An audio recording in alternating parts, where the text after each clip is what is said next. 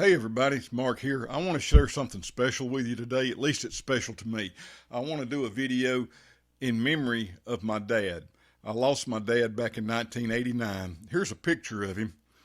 Now, he was one of those guys that everybody knew him by his initials. His first name was Allen, his middle name was Bernice, and everybody that knew him as AB. I miss him terribly. It's been quite a while with him. I've been on this earth longer now without him than I was with him. He was only 54 when he died.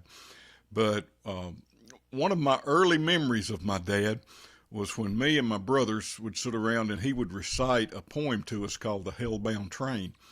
And the imagery created by the words in that poem was kind of scary to us as little kids. It's like sitting around a campfire listening to ghost stories. And when he finished, we'd be scared to death, but we'd be saying, "Tell it again, Daddy, tell it again."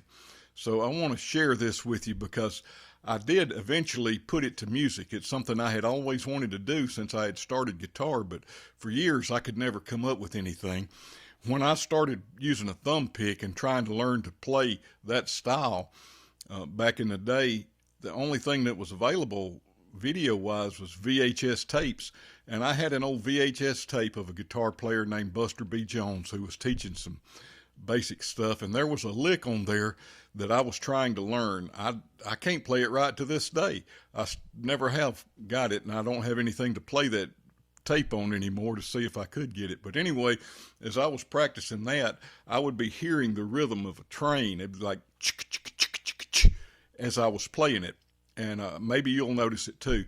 And I decided I'd put this poem to that groove and try to see if I could do it. And I've come up with something that I like. I've been doing it for quite a few years now. And I was looking it up the other day before I ever made a recording of it, and I discovered that the poem was in public domain, so that shouldn't be a problem.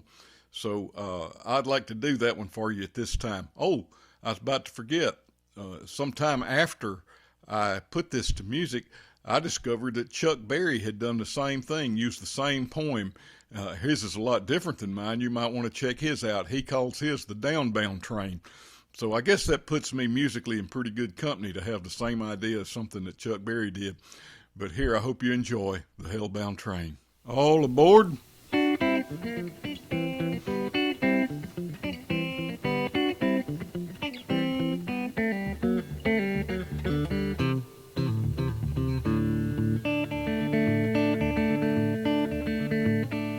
Cowboy lay down on the barroom floor, having drunk so much that he could drink no more. He fell asleep with a troubled brain, and he dreamed that he rode on a hellbound train.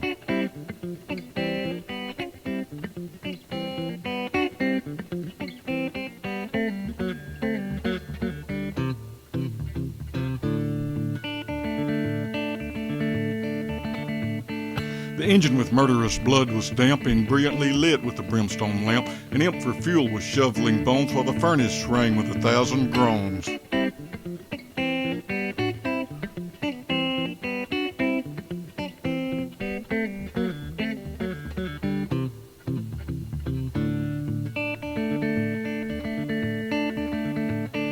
The passengers were a most motley crew, church member, atheist, Gentile, and Jew, rich men in broadcloth, beggars in rags, handsome young ladies, and withered old hags.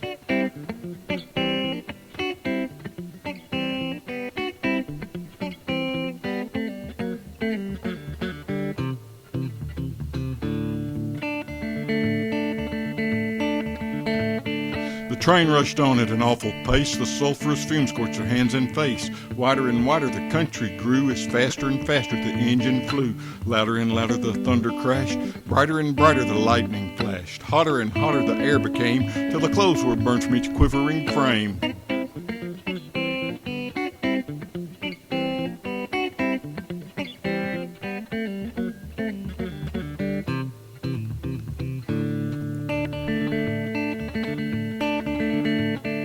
Out of the distance there came a yell. "Ha ha," said the devil, "we're nearing hell."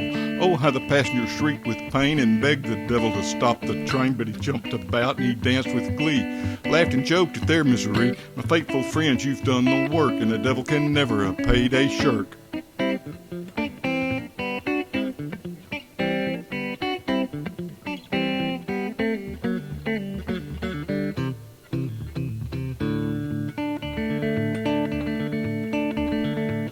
You've bullied the weak and robbed the poor, the starving brother you've turned from the door. You've drunk and cheated and plundered and lied, mocked at God in your hell-born pride. You've paid full fare, so carry you through. It's only right you should have your due, while the laborer always expects his hire, so I'll land you safe in the lake of fire.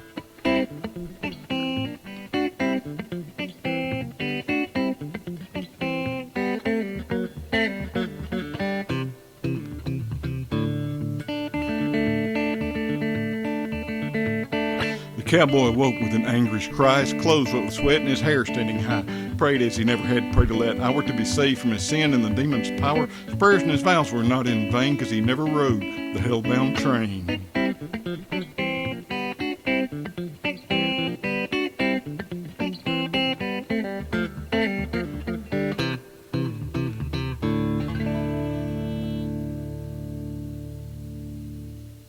And my friend, I hope and pray you never ride that train. See you next time.